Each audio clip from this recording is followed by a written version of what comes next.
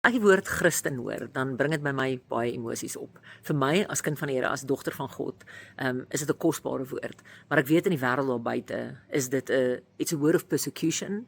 En dit is 'n woord van baie verwarring, want daar's so baie mense wat sê, "O, ek is 'n Christen," maar hulle het nie noodwendig vrug in hulle lewe nie.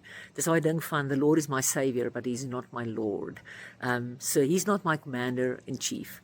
En dan dink ek altyd, weet jy, in 'n wêreld waar daar baie mense is wat opinies het oor wie Jesus is, wat die woord vandag is, is dit akkuraat? Besef ek net, ons kan opinies hê net soos wat ons wil. Jesus het nog nie een stukkie geskuif nie. Hy is wie hy sê hy is. Hy is op die troon. Die autoriteit is syne. En daarom is dit vir my as dogter van God 'n voorreg om te sê I am unashamedly Christian.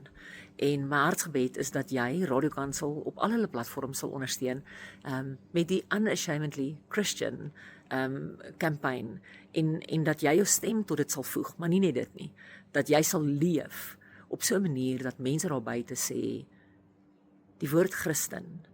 As ek daaraan dink ek aan iemand wat rein, waar, na aan God, en volgens dit wat die woord vir ons gee, is 'n mens wat so leef. Mag ek en jy die woord Christen in die samelewing 'n mooi woord maak.